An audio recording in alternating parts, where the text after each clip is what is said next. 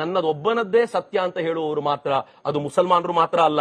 ನಾವೆಲ್ಲರೂ ಈ ಮುಸಲ್ಮಾನರ ಗಲಾಟೆಯೊಳಗೆ ಪಕ್ಕಕ್ಕೆ ಇಟ್ಬಿಟ್ಟಿರುವಂತ ಇನ್ನೊಂದು ಕಮ್ಯುನಿಟಿ ಇದೆ, ಅದನ್ನು ಕ್ರಿಶ್ಚಿಯಾನಿಟಿ ಅಂತ ಕರೀತಾರೆ.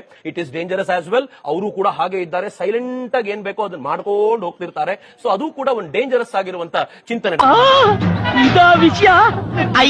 ನಮ್ಗೆ ಮುಸಲ್ಮಾನರು ಅನ್ನೋ ದೆವ್ವದ ನಡುವೆ ಅವರನ್ನು ಮರೆತು ಕೂತು ಬಿಟ್ಟಿದ್ದೀವಿ. ಆದ್ರೆ ವಾಸ್ತವವಾಗಿ ಭಾರತಕ್ಕೆ ನಾವೆಲ್ಲರೂ ಯೋಚನೆ ಮಾಡಬೇಕಾಗಿರುವಂತ ಇನ್ನೊಂದು ದೊಡ್ಡ ಸಮಸ್ಯೆ ಸದ್ಯದಲ್ಲಿ ಬರುತ್ತೆ. ಈ ಚರ್ಚ್ಗಳು, ಪಾದ್ರಿಗಳು, ನನ್ಗಳು ಇವರು ಭಯಾನಕವಾಗಿ ನಮಗ್ ಗೊತ್ತಾಗದೇನೆ ಒಳಗಡೆಯಿಂದನೇ ಕೊರಿತಾ ಇದ್ದಾರೆ. ಇವರು ಬಡವರ ಮನೆಗೆ ಹೋಗ್ತಾರೆ, ಇನ್ಯಾರೋ ಮನೆಗೆ ಹೋಗ್ತಾರೆ, ಕಷ್ಟ ಸುಖ, ಪ್ರತಿಯೊಂದು ಮನೆಯಲ್ಲಿ ಕಷ್ಟ ಇರುತ್ತೆ, ಪ್ರತಿಯೊಂದು ಮನೆಯಲ್ಲಿ ಕಾಯಿಲೆ ಇರುತ್ತೆ, ಪ್ರತಿಯೊಂದು ಮನೆಯಲ್ಲಿ ತೊಂದರೆ ಇರುತ್ತೆ, ಜಗಳ ಇರುತ್ತೆ. ಅದನ್ನು ನೋಡ್ಕೊಂಡು ಸರಿಯಾಗಿ ಒಳಗಡೆ ಹೋಗಿ ನಿಮ್ಮ ಜಗಳವನ್ನ, ನಿಮ್ಮ ತೊಂದರೆಯನ್ನ ಬಗೆಹರಿಸ್ತೀವಿ, ಯೇಸುನು ಪ್ರಾರ್ಥನೆ ಮಾಡ್ತೀವಿ ಅಂತ ಹೇಳಿ ಮನೆಯೊಳಗೆ ಕೂತ್ಕೊಂಡು ಯೇಸುನು ಪ್ರಾರ್ಥನೆ ಮಾಡ್ತಾರೆ, ಯಾರಿಗೆ ಬೇಡ ಅಂತ ಅನ್ಕೊಂಡು ನಮ್ಮ ಮುಗ್ಧ ಹಿಂದೂಗಳು ಒಳಗಡೆಗೆ ಬಿಟ್ಟು ಅವರನ್ನು ಯೇಸು ಪ್ರಾರ್ಥನೆ ಪ್ರಾರಂಭ ಮಾಡ್ತಾರೆ. ಅಲ್ಲಿಂದ ಪ್ರಾರಂಭ ಆಯ್ತು ನೋಡಿ ಮತಾಂತರದ ಪ್ರಕ್ರಿಯೆ. ಮೊದಲೇ ಹೆಜ್ಜೆ ಅಲ್ಲಿ. ದ್ವೇಷ ಭಾಷಣಗಳ ವಿಧೇಯಕ ಮಂಡನೆ ಆಗಿದೆ. ಇದರ ವಿರುದ್ಧ ಆಕ್ರೋಶ ಆಗ್ತಾ ಇದೆ. ಪ್ರಮೋದ್ ಮುತಾಲಿಕ್ ಅವರು ಒಂದು ಭಾಷಣದಲ್ಲಿ ಹೇಳ್ತಾರೆ, ಮುಸಲ್ಮಾನರಿಗಿಂತ ಕ್ರೈಸ್ತರ ಹೆಚ್ಚು ಡೇಂಜರ್ ಅಂತ ವಿಚಾರವನ್ನ ಹೇಳ್ತಾರೆ. ಚಕ್ರವರ್ತಿ ಸೂಲಿಬೆಲೆ ಅವರು ಸಹ ವಿಚಾರವನ್ನ ಪ್ರಸ್ತಾಪ ಮಾಡ್ತಾರೆ. ಒಂದು ಟಿವಿ ಚಾನೆಲ್ ಅಲ್ಲಿ ಕುತ್ಕೊಂಡು ಚಕ್ರವರ್ತಿ ಸೂಲಿಬೆಲೆ ಹೇಳ್ತಾರೆ, ಮುಸಲ್ಮಾನರಿಗಿಂತ ಕ್ರೈಸ್ತರೇ ಹೆಚ್ಚು ಡೇಂಜರ್. ಒಂದು ಸ್ಯಾಟಲೈಟ್ ಚಾನೆಲ್ನವರು ಇದಕ್ಕೊಂದು ಅವಕಾಶ ಕೊಡ್ತಾರೆ ಅಂತಂದ್ರೆ ಇವರ ಬದ್ಧತೆ ಎಷ್ಟಿದೆ ಅಂತ ಅರ್ಥ ಮಾಡ್ಕೊಳ್ಬೇಕು. ಇವರಿಬ್ಬರು ಮಾತನಾಡಿರುವಂತಹ ವಿಡಿಯೋಗಳನ್ನ ನೀವು ನೋಡಿದ್ರಲ್ಲ, ಇದು ಕ್ರೈಸ್ತರ ಮೇಲೆ, ಮುಸಲ್ಮಾನರ ಮೇಲೆ ಇವರು ಏನು ಹಗೆ ಸಾಧಿಸ್ತಾ ಇದ್ದಾರೆ, ಅವರಿಬ್ಬರನ್ನ ಇಟ್ಕೊಂಡು ಇವರು ಹಿಂದೂ ಧರ್ಮವನ್ನ ಉಳಿಸ್ತೇನೆ ಅಂತ ಇದ್ದಾರಲ್ಲ.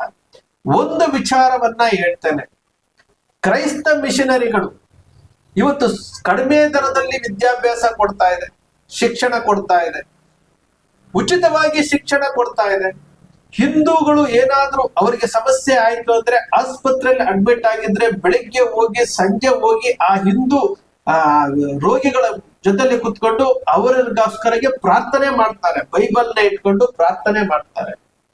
ನಿಮಗೋಸ್ಕರ ನಾವು ಪ್ರಾರ್ಥನೆ ಮಾಡ್ತಾ ಇದೀವಿ ಅಂತ ಆತ್ಮಸ್ಥೈರ್ಯ ತುಂಬುತ್ತಾರೆ. ಇವ್ರಿಗೆ ಅದ್ಯಾವುದು ಗೊತ್ತೇ ಇಲ್ಲ. 100 ವರ್ಷಗಳ ಹಿಂದೆ ಪ್ರಾರಂಭ ಆದಂತಹ RSS 1 ಶತಮಾನ ಪೂರೈಸಿದೆ. ಇವತ್ತಿನವರೆಗೂ RSS ಅದರ ಅಂಗ ಸಂಸ್ಥೆಗಳು ಯಾವತ್ತಾದರೂ ಇಡೀ ದೇಶದಲ್ಲಿ, ಕರ್ನಾಟಕದಲ್ಲಿ ಒಂದೇ ಒಂದು ಉಚಿತವಾದಂತಹ ಶಿಕ್ಷಣ ಸಂಸ್ಥೆಯನ್ನ ಪ್ರಾರಂಭ ಮಾಡಿರೋದಿದೆಯಾ? ಈಗಿರುವಂತಹ ರಾಷ್ಟ್ರೋತ್ಥಾನ ವಿದ್ಯಾಸಂಸ್ಥೆ ಇದೆಯಲ್ಲ, ಉತ್ತಮವಾದಂತಹ ಶಿಕ್ಷಣ ಕೊಡ್ತಾ ಇದಾರಲ್ಲ, ಬಡ ಮಕ್ಕಳಿಗೆ ಉಚಿತವಾಗಿ ಅಥವಾ ಕಡಿಮೆ ದರದಲ್ಲಿ ಶಿಕ್ಷಣ ಏನಾದ್ರು ಅಡ್ಮಿಷನ್ಗಳನ್ನ ಕೊಡ್ತಾ ಇದ್ದಾರ? ಉತ್ತರ ಕೊಡ್ಬೇಕಲ್ಲ. 100 ವರ್ಷಗಳ ಸಂಘಟನೆ ಏನೆಲ್ಲ ಮಾಡಬಹುದಾಗಿತ್ತು. ಕ್ರಿಶ್ಚಿಯನ್ ಮಿಷನರಿಗಳ ಕಡೆಯಿಂದ ಆಗುವಂತಹ ಕೆಲಸ RSS ನಿಂದ ಯಾಕಾಗ್ತಾ ಇಲ್ಲ? ಯಾತಕ್ಕಾಗ್ತಾ ಇಲ್ಲ? ಇದರ ಬಗ್ಗೆ ಪ್ರಶ್ನೆ ಮಾಡ್ಬೇಕಾಗಿದ್ದಂತಹ ಪ್ರಮೋದ್ ಮುತಾಲಿಕ್ ಅವರಾಗಿರ್ಬೋದು, ಇದರ ಬಗ್ಗೆ ಪ್ರಶ್ನೆ ಮಾಡ್ಬೇಕಂತ ಚಕ್ರವರ್ತಿ ಸೂಲಿಬೆಲೆ ಆಗಿರ್ಬೋದು.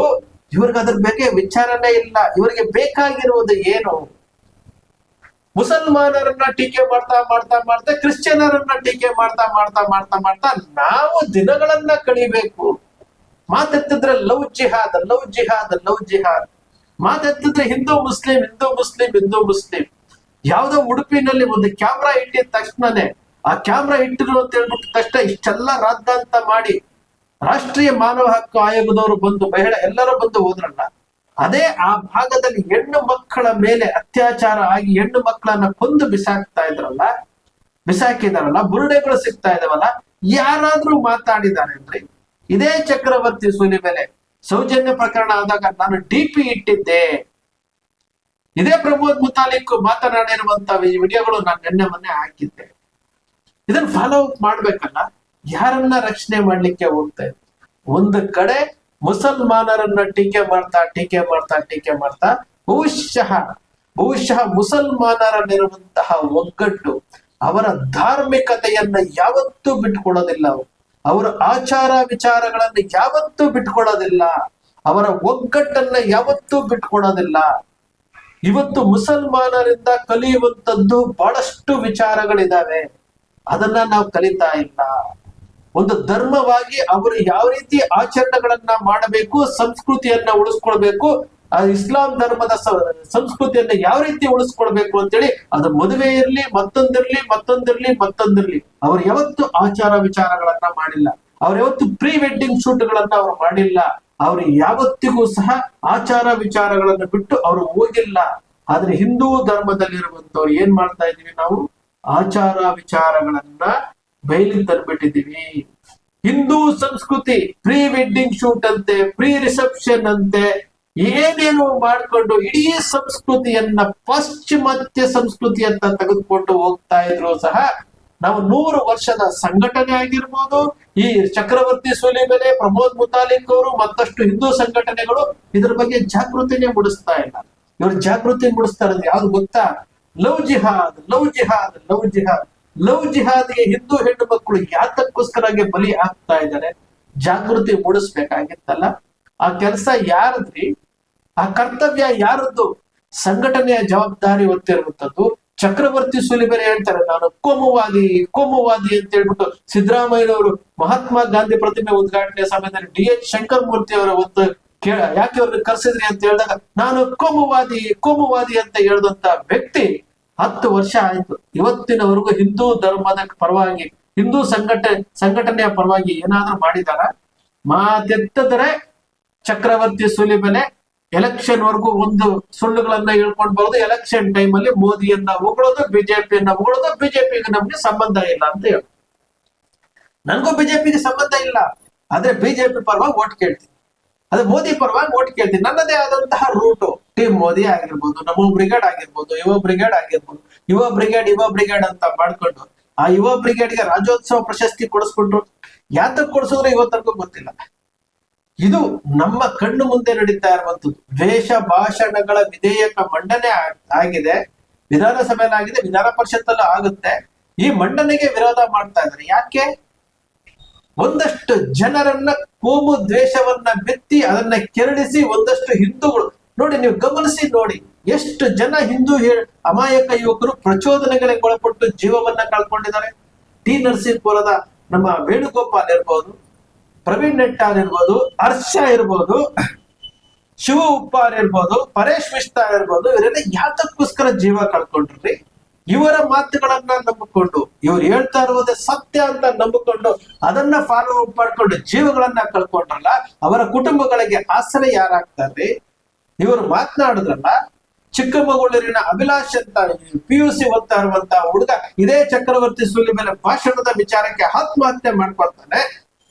ಇದರ ಬಗ್ಗೆ ಏನಾದ್ರೂ ಮಾತಾಡ್ತಾ ಇದಾರ? ಇಲ್ಲ. ಚಕ್ರವರ್ತಿ ಸೂಲಿಬೆಲೆಗೆ ಏನಾದ್ರು ನೋವಾಗ್ತಾ ಇದೆ ಇದರಿಂದ? ವಿಚಾರ ಮಾಡ್ಬೇಕ್ರಿ. ಪ್ರತಿಯೊಬ್ಬ ವ್ಯಕ್ತಿ, ಪ್ರತಿಯೊಬ್ಬನು ವಿಚಾರ ಮಾಡಿ. ಬರೀ ಮುಸಲ್ಮಾನರನ್ನ ಟೀಕೆ ಮಾಡುವಂತದ್ದಲ್ಲ, ಬರೀ ಕ್ರೈಸ್ತರನ್ನ. ಬೆಂಗಳೂರು ಒಂದರಲ್ಲೇ ನಾನು 10 ವರ್ಷದಿಂದಲೂ ಹೇಳ್ತಾ ಬರ್ತಾ ಇದ್ದೀನಿ, ಇವತ್ತಿಗೂ ನಾನು ಹೇಳ್ತಾ ಇದ್ದೀನಿ, ಬೆಂಗಳೂರು ಒಂದರಲ್ಲೇ ಮತಾಂತರಗೊಂಡಂತಹ ಹಿಂದೂಗಳ ಸಂಖ್ಯೆ ಹೆಚ್ಚು ಕಡಿಮೆ 40 ಲಕ್ಷ ದಾಟ್ತಾ ಇದೆ. 2 ಕೋಟಿ ಜನಸಂಖ್ಯೆ, 40 ಲಕ್ಷ ಮತಾಂತರಗೊಂಡಂತಹ ಹಿಂದೂಗಳ ಸಂಖ್ಯೆ. ನೀವಿನ್ನು ಬೆಂಗಳೂರಿನ ಮಧ್ಯಭಾಗದ ಮಲ್ಲೇಶ್ವರಂ, ರಾಜಾಜಿನಗರ ಈ ಭಾಗದಲ್ಲಿದ್ದೀರಿ. ಬೆಂಗಳೂರು ದಂಡು ಪ್ರದೇಶಕ್ಕೆ ಹೋಗಿ, ಬೆಂಗಳೂರು ಪೂರ್ವಕ್ಕೆ ಹೋಗಿ, ಬೆಂಗಳೂರು ಸೆಂಟ್ರಲ್ಗೆ ಹೋಗಿ, ಗೊತ್ತಾಗುತ್ತೆ ನಿಮ್ಗೆ. ಇಡೀ ಗ್ರಾಮವೇ ಏನು ಈ ರಿಂಗ್ ರೋಡ್ ಇದೆಯಲ್ಲ, ನಾಗವಾರ ರಿಂಗ್ ರೋಡ್ ಇದೆಯಲ್ಲ, ಆ ಕಡೆ ಭಾಗಕ್ಕೆ ಹೋಗಿ, ವೀರಣ್ಣನ ಪಾಂಡ್ಯ, ಚೇಳ್ಕೆರೆ, ಈ ಕಡೆ ಚೇಳ್ಕೆ, ಈ ಕಡೆಲ್ಲ ಹೋಗಿ ಇಡೀ ಗ್ರಾಮವೇ ಕ್ರೈಸ್ತ ಧರ್ಮಕ್ಕೆ ಮತಾಂತರ ಆಗಿರುವಂತದ್ದನ್ನು ನಾವು ನೋಡಿದ್ದೀವಿ.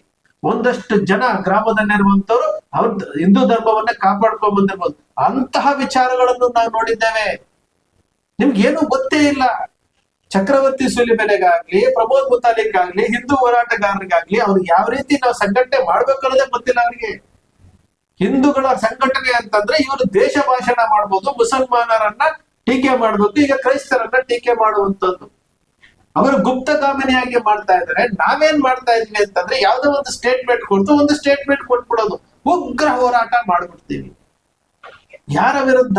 ಹಿಂದೂಗಳನ್ನೇ ಆಗ್ತಾ ಇರುವಂತಹ ಅನ್ಯಾಯವನ್ನ ಹಿಂದೂಗಳಿಗೆ ರಕ್ಷಣೆ ಮಾಡ್ಕೊಳಕ್ಕೆ ಬರ್ತಾ ಇರುವಂತವ್ರು ನೀವು ಮುಸಲ್ಮಾನರ ಬಗ್ಗೆ, ಕ್ರೈಸ್ತರ ಬಗ್ಗೆ. ಮತ್ತೊಂದು ಧರ್ಮ ಇದೆ, ಏನು ಉತ್ತರ ಭಾರತದಿಂದ ಬಂದಿರುವಂತಹ ಧರ್ಮ. ಆ ಧರ್ಮ ಏನ್ ಮಾಡ್ತಾ ಇದೆ? ಹಿಂದೂಗಳ ವ್ಯಾಪಾರವನ್ನು ಕಸಿತಾ ಇದ್ದಾರೆ, ಹಿಂದೂಗಳ ಉದ್ಯೋಗಗಳನ್ನ ಕಸಿತಾ ಇದ್ದಾರೆ. ಗುಪ್ತಗಾಮಿನಿಯಾಗಿ ಕ್ರೈಸ್ತ ಧರ್ಮಕ್ಕಿಂತಲೂ ಅವ್ರೇನ್ ಗುಪ್ತಗಾಮಿನಿಯಾಗಿ ಮತಾಂತರ ಮಾಡ್ತಾ ಇದ್ದಾರೆ. ಇವ್ರೇನ್ ಮಾಡ್ತಾ ಇದ್ದಾರೆ ಅಂದ್ರೆ ಉದ್ಯೋಗಗಳನ್ನ, ಜೀವವನ್ನೇ ಕಸಿತಾ ಇದ್ದಾರೆ. ಇವತ್ತು ಇಡೀ ನಗರ ಪ್ರದೇಶಗಳಾಯ್ತು, ಜಿಲ್ಲಾ ಕೇಂದ್ರಗಳಾಯ್ತು, ತಾಲೂಕ್ ಕೇಂದ್ರಗಳಾಯ್ತು, ಹೋಬಳಿ ಕೇಂದ್ರ ಆಯ್ತು, ಗ್ರಾಮ ಮಟ್ಟದಲ್ಲಿ ಕಸಿತಾ ಇದ್ದಾರೆ, ಆಸ್ತಿಗಳನ್ನ ಮಾಡ್ತಾ ಇದ್ದಾರೆ. ಇವತ್ತು ಯಾರು ಹಿಂದೂಗಳು ಇದಾರಲ್ಲ, ಬಡ ಹಿಂದೂಗಳು ಕೂಲಿ ಆಳುಗಳಾಗ್ತಾ ಇದ್ದಾರೆ. ಬೆಂಗಳೂರಿನಲ್ಲಿ ಅಕ್ಕಿಪೇಟೆ, ಬಳೆಪೇಟೆ, ಕಿಲಾರಿ ರಸ್ತೆ, ಅವಿನ್ಯೂ ರಸ್ತೆ, BVK ಅಯ್ಯಂಗಾರ್ ರಸ್ತೆ, ನಗರದ ಪೇಟೆ, ಮನವರ್ತ ಪೇಟೆ, ಈ ಪೇಟೆಗಳಲ್ಲೆಲ್ಲ ವ್ಯಾಪಾರ ಮಾಡ್ತಾ ಇದ್ದವರು ಅಪ್ಪಟ ಕನ್ನಡಿಗರು ಮತ್ತು ಹಿಂದೂಗಳು. ಇವತ್ತು ಯಾರಿದ್ದಾರೆ? ಇವತ್ತು ಹೋರಾಟ ಮಾಡ್ತಾರಂತೆ, ಹೋರಾಟ. ಎಲ್ಲದಕ್ಕೂ ವಿಚಾರವನ್ನ ತಿಳ್ಕೊಂಡು ಮಾತಾಡಿ. ಚಕ್ರವರ್ತಿ ಸೂಲಿಬೆಲೆ ಆಗ್ಲಿ, ಪ್ರಮೋದ್ ಮುತಾಲಿಕ್ ಆಗ್ಲಿ, RSS ಆಗ್ಲಿ, ಮೊದಲು ನಾವ್ ಏನ್ ಮಾಡ್ತಾ ಇದೀವಿ ಅನ್ನೋದ್ರ ಬಗ್ಗೆ ವಿಚಾರ ಮಾಡಿ. ಸ್ನೇಹಿತರೆ, ನಿಮ್ಮ ಅಕ್ಷರ ಮೀಡಿಯಾ ಯಾವತ್ತಿಗೂ ಸೃಷ್ಟಿ ಮಾಡೋದಿಲ್ಲ, ಕಲ್ಪನೆ ಮಾಡೋದಿಲ್ಲ, ವಾಸ್ತವದ ವಿಚಾರವನ್ನು ವಿಶ್ಲೇಷಣೆ ಮಾಡುತ್ತೆ. ನಿಮ್ಮ ಅಕ್ಷರ ಮೀಡಿಯಾದ ವಿಶ್ಲೇಷಣೆ ನಿಮ್ಗೆ ಇಷ್ಟ ಆಯ್ತು ಅಂದ್ರೆ, ಸಬ್ಸ್ಕ್ರೈಬ್ ಆಗ್ಲಿಲ್ಲ ಅಂದ್ರೆ ಸಬ್ಸ್ಕ್ರೈಬ್ ಮಾಡ್ಕೊಳ್ಳಿ, ಪಕ್ಕದಲ್ಲಿ ಕಾಣುವಂತ ಬೆಲ್ ಐಕಾನ್ ಪ್ರೆಸ್ ಮಾಡಿ, ಶೇರ್ ಮಾಡಿ, ಪ್ರೋತ್ಸಾಹ ನೀಡಿ.